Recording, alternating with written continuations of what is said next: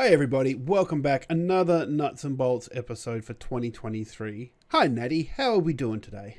We're doing well. How are you straight? I'm getting there. I slept in a little bit this morning, which was probably not the best, but we are here now. We are ready to go. We got a bit to talk about, so I Mm. think let's jump in. And this first story we came across, one of our Discord members, Daz Action, shared it in the Game on Oz Discord there, where the Capcom Cup was resolved over the weekend with the prize pool of just shy of 300,000 US dollars, and that's going to be important later. So keep that in mind, that total there. But I must admit, I haven't done a lot of fighting games other than Smash for a very long time. I do remember playing a lot of Mortal Kombat when I was a kid. Wasn't a big Street Fighter fan. I think it was more like the fantasy sort of setting of Mortal Kombat that that attracted me, I guess. Yeah, I mean, there's so many different fighting games to choose from. I know the Mm. biggest problem with our friends was like, which one are we going to choose to play? And there was a different one I played at the arcade to at home. If you had a Nintendo console, you really only had one choice. Mm. I know Nintendo had Street Fighter as well, because I do remember I used to Oh, just the earlier ones, yeah. it was either Blanca or E Honda I used to play, and I would just with Blanca I would just sit there spamming the electrical attack and waited for them to try and attack me. Yeah. Um, but the Capcom Cup was won by Mina RD, one of those from the Bandits. Took home the top prize of $120,000 US. So congratulations to him. Amazing to see. But I think one of the even more amazing things to come out of that was the announcement that the next tournament would have a $1 million prize, first prize. That is That's a lot of money. definitely is a lot of, well, we were saying before, not dollary dues, because I'm assuming Mm. it's in USD. Yeah, yeah. Freedom Bucks is Freedom yeah, bucks. yeah. That's what it's in at the moment. But yeah, it's an incredible. That's almost a tenfold raise in price there, because like with Mina getting 120 grand for winning this tournament, the next one's going to have $1 million for first place, and I think it was a $2 million prize pool in total. So going from Wow. 300, just under 300,000 to $2 million, that is just incredible.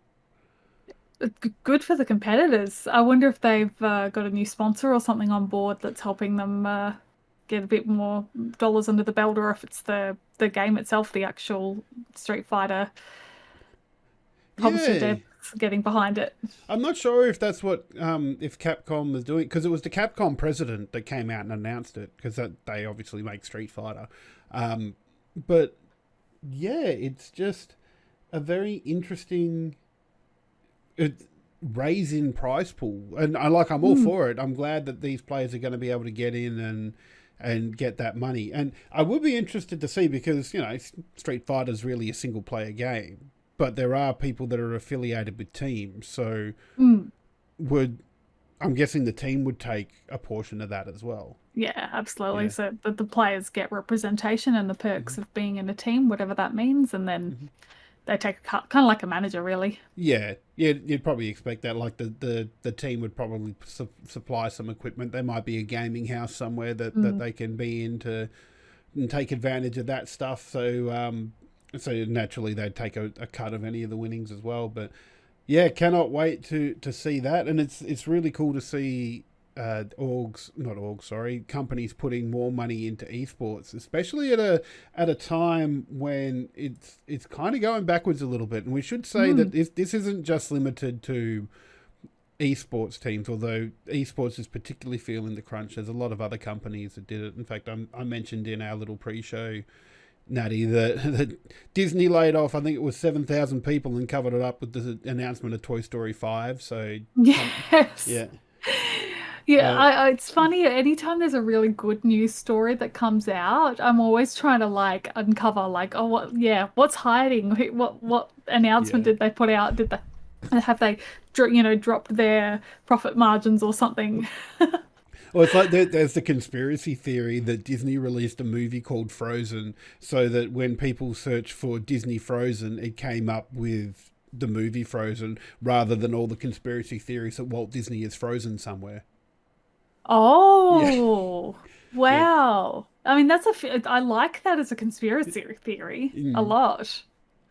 yeah. That's very smart. It, That's a modern day conspiracy theory. it is, and once again, guess it goes to how much you believe people can be cryogenically frozen and brought back at a later time. But yeah, but definitely there's a downward sloping trend in growth.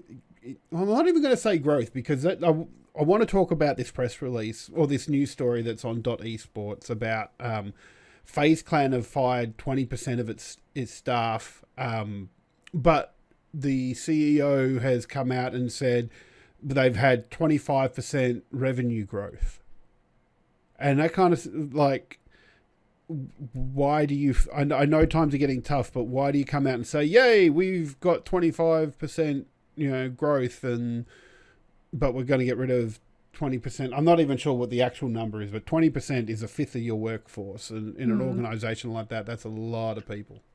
Yeah, it's funny. The stock market does seem to reward austerity measures at companies, regardless of what the profitability was. If you lay off staff for some reason, that's generally seen as you making a sensible decision. Um, so maybe they're, driving to try and build up the share price, which I know we were talking about before. It's plummeted since they were Mm. launched on the stock market last year. Yeah. Well, looking at this esports story again, it apparently it peaked at $20 a share and is now down to 68 cents a share. Yeah. So that's a very big fall. Yeah. So and you're right, like cutting jobs, cutting costs in general is seen as a good move. But it annoys me, and like I've said this a few times before in various places, but finance just does my head in. Like the whole finance sector, they live in this completely different world, and I like banks. I use as a what's the word? An example as well, because they'll announce record profits every year, but they've still got to put their interest rates up because Mm.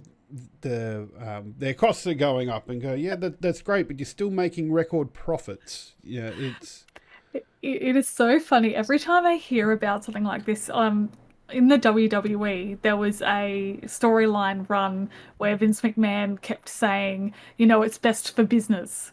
Whenever they mm, made an unpopular decision or mm, something, where they wanted to bring down the hammer or whatever, it's best for business. And every time I see something like this, yeah, it's best for business, not necessarily the employees, not necessarily yeah, anybody else involved, but it's good for the shareholders. yeah. it's funny. It really is, and I still, yeah, it still does my head in that one, you can value your company at a certain point and get all this influx and I guess from Phaser's point of view, like they got that initial influx of cash at $20 a share, and Mm, yeah, it it impacts some things for them, their share price plummeting so quickly, but they got that influx of cash in the beginning, so now they've got that money and they're just trying to get that valuation up a bit, I guess, but it still doesn't yeah. help that you're announcing. Well, and I guess this is the thing as well. So that he's talking about the revenue growing by 25%. It doesn't say anything about the profit, and Yes. that will be the killer. If your revenue might have grown by a quarter, but your expenses also grew by the same amount, then it's still not good, and you still got to try and find some ways to cut. But yeah, it is sad to see those esports jobs going. Um, but one spot where, well, there's at least one more job coming up is here in OCE in Sydney. Mm, Riot Games, you might have remember, bought Wargaming, or at least the technical side of Wargaming, end of last year, and it was more the technical stuff that they bought, so it was kind of theorized that they were going to use that to maybe build some stuff in game. But recently, Chris Mayo on Twitter posted something from LinkedIn that is an esports coordinator role for Riot Games in Sydney. So that could be interesting. I want to read out a few of the responsibilities to you, Natty, because I think some of this will make you happy that they're focusing on this. So all right, ready. One of the roles is work with tournament organisers to execute our esports league in League of Legends, Valorant, and TFT at the highest level. Woohoo! Administrate and manage TFT esports in the region. And where is it? Source and manage teams of referees and admins for TFT, and tournament realm account creation and management for TFT and LoL. So there's quite a focus on TFT there. They know how to make me happy. This is good. I mean, it's a shame they didn't do it a few months ago, but better late than never.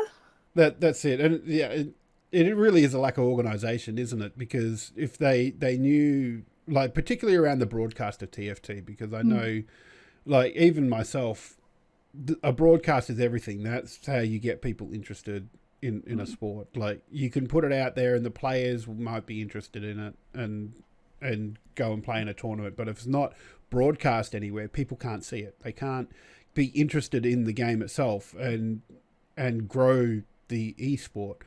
So hopefully this will mean that we'll see a better quality broadcast coming back for TFT. And I'm just disappointed that they didn't do this, like halfway through last year and then have something in place so that there's actually a broadcast for this year. Yeah, it was interesting. On Chris Mayo's tweet, a few people roped in our friend Mr. Swifty, who's done broadcast related work for TFT with Order. So I think a lot of us are having our fingers crossed him or somebody else from that team or somebody who's already got experience with the region and the sport, esport, gets the job. I'm sitting here with my fingers crossed. Fingers crossed, yeah. Because there are there's some required stuff here that they've asked for as well, which is 3 years experience managing esports tournaments, 3 years of managing interaction with esports communities as well. So they want someone that's got some experience, and really in OCE there's not a lot of people that you're gonna find under that banner. I think there's probably like 3 people that fit that experience profile. I'm also trying to see, because there doesn't seem to be I'll get the word soon. Income. No. Which worries me. Don't worry, they'll expect multiple years of experience and they'll pay you minimum wage. Yeah. That's it. Or it'll be like some kind of pro rata based on hours of tournaments run rather than hours worked. Yeah, which it's fine. But if you're going to put it in there, well, if that's going to be the remuneration, put it in there. I suspect highly they haven't put it on the front end of the ad because it'll be up for negotiation. So if you do have somebody like Swifty there, he'll be able to negotiate for a higher rate than what somebody else will. And that's where I'm interested to see if it's actually genuinely somebody from our region that's got the experience and knowledge and they're willing to pay them for that, or if we get somebody who's got a bit less experience and they can afford to pay them a bit less. It'll be interesting to see who lands the role. Yeah, very much so. But speaking of TFT, there have been some more results come out of the Annie Open Qualifier. Yeah, that's right. So we've had two open qualifiers leading into the Spell Slinger. Excuse me, I want to keep saying Spell Slinger Cup coming up this weekend. But we had 4 more people make it through to the Spell Slinger Cup from the open qualifiers. So we had Fangora, Phoenix, Cheesy Chan, and Angora all make it through, which is very exciting. We're going to have a really stacked event next weekend for the Spell Slinger Cup, but Unfortunately, there's still been no word of any broadcast happening. There was lots of positive feedback from the Annie Cup that the tournament did run a lot more smoothly than the previous event did. But we're still waiting to hear if they're going to make good on their promise that they made on Twitter that they were going to try and stand up broadcast for the Spellslinger Cup. So we're all keeping our eyes on Twitter and looking at the OCE TFT Discord just to see if anything's going to get pulled together before the event. Yeah, well, surely it will. Like you can't Well, have yeah. a. I know it's not been good, but surely like there's got to be something that they'll do for I this. mean, it's only a couple days away. Uh, I would have thought if there was something that they'd done, they would have announced it by now. I mean, they did. They weren't even tweeting the results or sharing POV streams mm, from the event last weekend, which is uh, what they did for the first round of events in the beginning of February. So it's yeah, I hate to say that I don't think they'll pull it together, and I just hope that they surprise us and bring the goods. Um, Again, fingers crossed. yeah, fingers crossed indeed. Yeah, because we want to see these guys. Like the only way, like I said, the only way you get more interest in the esport is by showing more of the esport, and the Mm. fact that like I don't know about you, you live more in that world than me, but I haven't seen a lot of TFT stuff coming out on Twitter, and Well, it used to be great because Swifty had connections with Snowball Esports as mm, well, so they would, be giving the events a lot of coverage. The Riot Games PR that was here would be sending out emails like, the updates and marketing style emails to people on the mailing lists for esports, and all of that stuff's just, dropped out. yeah, So you're not getting the general coverage.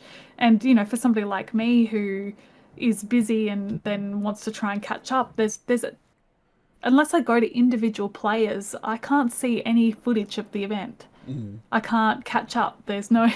Nobody's written an article to tell me what happened. It really is. They've been shooting themselves in the foot, yeah. really. And I'm very excited about this job that they've posted. And hopefully they'll get somebody like Swifty, somebody dynamic that's gonna really start showing up and give the fans what they want. Yeah, my only concern about it is um, it doesn't mention anything about broadcast in there. So it says lots about working with tournament organizers. So it sounds like they're going Mm. to engage with external providers to do it, which is fine. But yeah, I broadcast is such a big part of it. You need the viewers to grow the esports. Uh, So to my mind, Riot already have all the facilities to be doing broadcast with LCO if they ask them about that. yeah, And they could connect in and share those resources. It might come at a cost because that's being, all set up by ESL and Guinevere, mm, but it seems silly that the LCO resources studio might just be sitting there on weekends and it could be used for TFT. that's it. Mm. Cool. But another story you drew my attention to, Natty, not strictly esports, but it's happened in a game that is mainly like has a big esports following. Mm. Valve has permanently removed 40,000 Dota 2 accounts for cheating. I absolutely love this story, which is why I wanted to talk about it, just because it kind of leads on from our discussion last week about building communities that have integrity, supporting, that kind of clean, clear, professional play from the get-go, builds a better community, builds better esports. And I absolutely love what the devs did here. They actually put in a honeypot last patch they did, which allowed players access to more in-game information than they would normally have as a player. So they were able to change the way they played based on this extra information. And it's really clear cut. If you are accessing this, you're gone. There's no just justifiable reason why you should have been accessing this otherwise. And so they've just They've just done exactly what you advocated for last week. Mhm. You've misbehaved. That's it. Scorched earth. You're out. Yep. 40k players gone.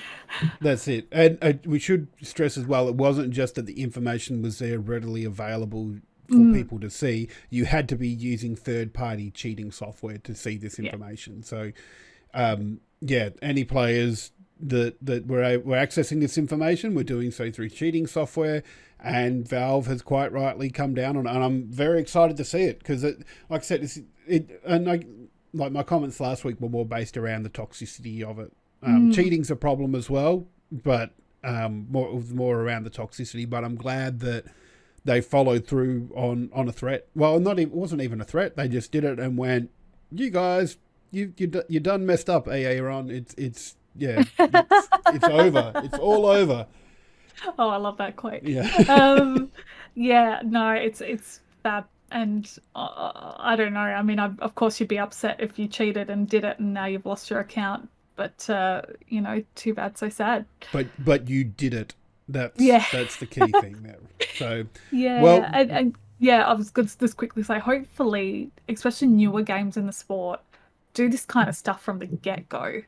Like have built-in integrity models and systems and stuff like this so that they keep the player base honest from day one, and then you get a better community from that. You get a better esports scene.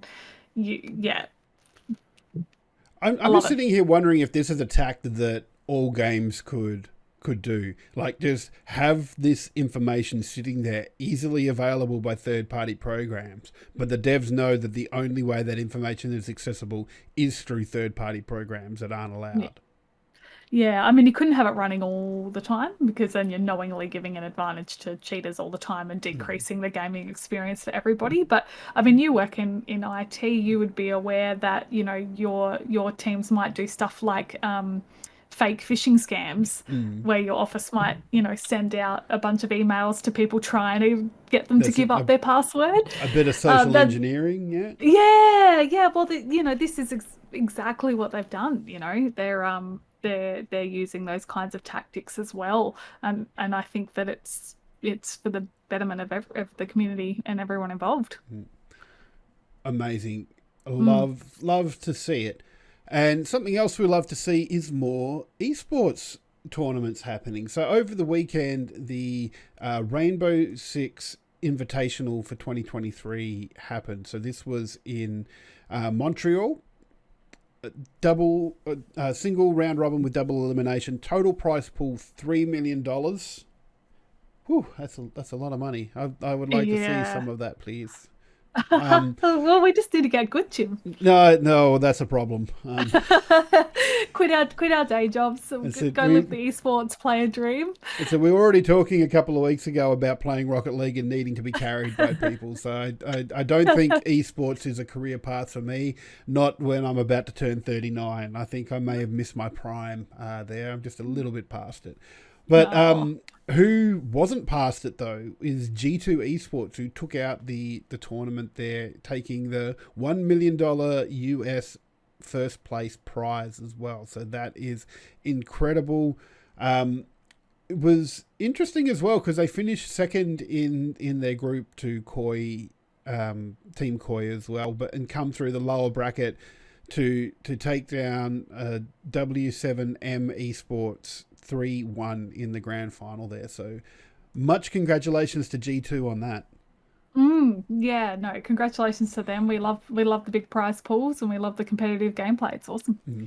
But an interesting thing to come out of this was there was a tweet shared by Jake Lucky about from Theon on Fire on Twitter there, showing off the Rainbow Six Invitational trophy, which is a big ass hammer, and I love the look of that trophy. It looks really cool. Yeah. But there was a comment on there that said, "Fun fact: the team that wins the Rainbow Six Champion hammer only gets to lift the hammer, then must return it to Ubisoft. Teams must then get their own hammer made via a trophy maker or Etsy." And look, the fact that I have to give that trophy back isn't the bit that bugs me, because like sporting has a lot of that. there's perpetual trophies. The AFL has it, like the Premiership Cup. You get your name on the bottom of it. You keep it for a year, and then whoever wins it next, it goes to them. But I don't mind the idea of that trophy staying with Ubisoft.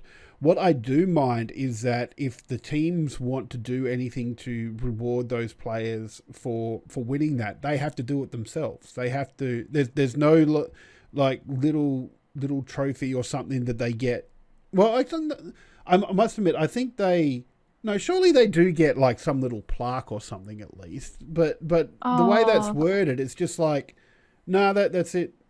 They definitely don't get the cool one. No, that is definitely, which is a definitely shame. Because it just reminds me of the hammer from Halo a little bit, which is a different game. But yeah, one of my friends had one of the replica ones. That was so cool to have at home. How cool would it be to have the Rainbow Six hammer trophy? But yeah, it like I would, even if it was a smaller one, like the team that wins should get a trophy and not have to go and make it themselves. Like that's ridiculous.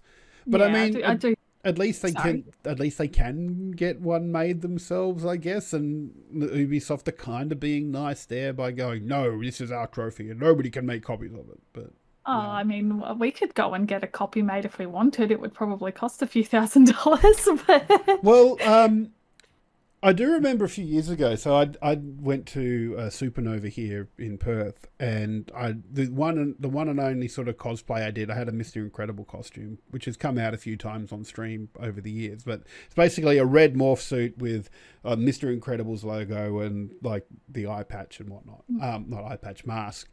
And at this particular Supernova, there was a guy there who basically put you on a Lazy Susan and spun you around and scanned you in, and then did a 3D printed model of yourself. Oh, that's cool. It was. The only problem was, the one I bought was very small. Here we go. Hang on, I found him. But he was very thin in the legs, and I dropped him, and he kind of he shattered a little bit. Well, he kind of lost his arm and his legs. But yeah. You can see my portly belly as well on there. But I thought that was a really cool idea, and there's nothing to stop like that happening from other people. And surely there'd be enough footage of that thing as well that you could scan it in from the VODs and whatnot and grab it. So yeah, I mean, we don't know the behind the scenes. Hopefully Ubisoft would do a 3D scan model for them or something so they can go take it. Or, you know, there might even be one particular trophy maker that everybody just goes to because they do it well. But yeah, it is a kind of shame, and I do hope they get something to take away, even if it's a little plaque or something. But yeah, I was just disappointed that they didn't get the giant sledgehammer. Very sad. Very sad. But another OCE team that's doing very well at the moment is Ground Zero in Rocket League. So Rocket League had their Winter Cup over the weekend, which Ground Zero ended up taking out 4-3 against the Pioneers. So the Pioneers pushed them. Oh, I will say that. And in the group stages, Ground Zero finished second, which, if you know OCE Rocket League, Ground Zero is a very, very strong and dominating team. And the fact that they lost a game to the Him Police is who they lost to. That's big, and you know, forcing Ground Zero into a loss. But then of course Pioneers beat the Him Police in the semi-finals, and but even the Pioneers pushed Ground Zero there. 4-3 is a big is being Ground Zero being pretty pushed. And even looking back at some of the results, so the round one of the playoffs, there was a 3-2 win to Ground Zero, so they were pushed there. In the semi-final, they had another 4-3 win. So, like, teams were pushing them. So I'm not quite sure what was going on with Ground Zero there, but it was great to see other teams be competitive there. And that win there also gives them more ranking points. So the winter major that Rocket League does isn't based on winning a tournament. It's done based on points. So at the moment, Ground Zero are sitting in first with 43 total points, and Pioneers are sitting in second with 35 total points. And both of them, if they can maintain that, will qualify for the Winter Major. But there is one more competition to go, and that's the Winter Invitational. So there's a chance that these two teams could both be knocked out. Actually, no, not both of them. One of them could be knocked out, but it's not likely. In fact, I would go as far to say is Ground Zero. Hang on. I'm just going to have a quick look because I think it's 20 ranking. Yeah, so if you win, you get 20 ranking points. Yeah. The only one within 20 points of Ground Zero was Pioneers. So I think we can safely say that Ground Zero are going to the Winter Major no matter what. It's just who's going to go with them, whether it's going to be the Pioneers or the Him Police, because Pioneers are sitting on 35 total points, Him Police on 27, and then the next closest teams are sitting on 20 points. Yeah. Oh, well, technically, the teams on 20 points, Dumb Luck Esports and Sarani, could also knock Pioneers out, but that would mean Pioneers have to not win at all and go out the back door. So you're looking at an unlikely run of results there for that to happen. But you never know. Esports is funny like that. Bit of a punch chart situation sometimes. All I'm hearing right now is that the Dumb and Dumber movie with Jim Carrey, when he's trying to ask that woman out on a date, and she lists off this list of reasons, really unlikely reasons of why she won't date him, and then right at the end you go, so what you're saying is there's a chance. Yes. Yeah. Yes. Always a chance. That's it. But yes, the Winter Invitational is coming up at the beginning of March. So, hang on, I've lost the dates. Yes, it's the 3rd and 5th of March, happening online. So there's that. You can still watch and see how the games go there. And like I said, whoever the top two teams that end up with the most ranking points win through to the Winter Split Major, happening in San Diego. So the teams will travel over to the LAN in San Diego there for that. I'm a little bit dubious because the information I'm seeing at the moment says that it's an offline tournament, but surely a major you would be telecasting somewhere. Oh. Interesting. We'll find out closer to the date, surely. Yeah. Yeah, you wouldn't go to a San Diego convention center and not telecast. Oh, do they mean offline as in it's LAN rather than over the internet? Oh, that's probably more what it means. Yeah. Maybe. I'm making a wild guess. That's what they mean. I'm guessing that's probably correct because the other ones for the online tournaments that have been held, it's just got online there. So yeah, I'm guessing it means LAN, but confused me. I am easily confused. It's weird terminology. They'd normally say LAN, but we can't criticize Liquipedia because we use it as a source a lot. Yes. We might be behind on the lingo. Yeah. But that is happening the 6th to the 9th of April. So get in tune for that. One more little story that came out. We were looking around for Rocket League news today because I knew Ground Zero played over the weekend, but we're researching the story because we like to be at least a little bit educated with what we're talking about. It's not just making stuff up, although I must admit I can bullshit with the best of them. So, but we did see once again on Jake Lucky's Twitter feed, wonderful gentleman there, Rise, who is a Rocket League pro player for Oxygen Esports, has broken his wrist. Oh. Yeah, that's not a great thing, but he will be continuing to play in the upcoming regional because Oxygen Esports are in the mix. They're in the mix to get to the Winter Major as well. There's, in fact, the European League that he's playing in gets five spots, and currently there are three teams on the same amount of points in second place there. So it's pretty close. So fingers crossed that his his injury won't affect him too much, and Mm. his fingers are still free, and like looking at the picture, his palm is still reasonably free. So I think playing on controller, he'll still be able to do it. Like, because I broke a finger a couple of years ago and had my four fingers were basically in a cast together, and I couldn't move the fingers, but I still found a way to game because I went through my box of miscellaneous goodness and came across a Nintendo, like original Nintendo, what do they call it? Like joypad type thing. So it had a joystick on it instead. And so I could hold it between my thumb and my finger to move that, and then use my other hand to press, the only two buttons that were there. But the point is that I could still game even with most of my hand in a splint. So I reckon this guy Rise, he'll be able to still perform, which is good because they've still got a winter invitational as well to play in. So we'll see how that pans out for them, and see which teams from the European League as well make it through to the winter LAN major for Rocket League. So that's exciting stuff. That's not far away.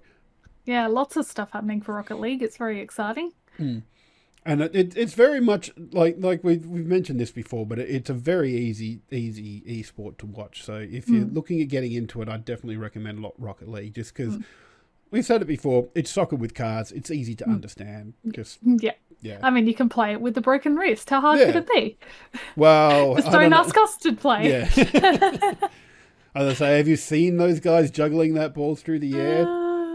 My one and only move is to go really hard out of the gates and see if I can get a goal straight away, or maybe just annihilate somebody. That's my go-to move in Rocket League.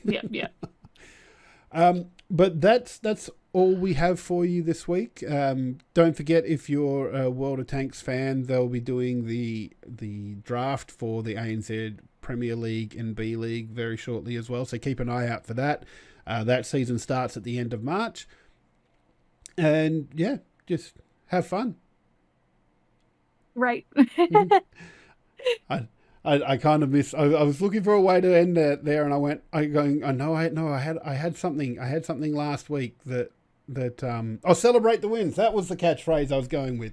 Yes. I'm trying to make this a thing because everybody should celebrate their wins. So I want to make it a thing. So # celebrate the wins, people. Celebrate the wins. We'll see you guys next week.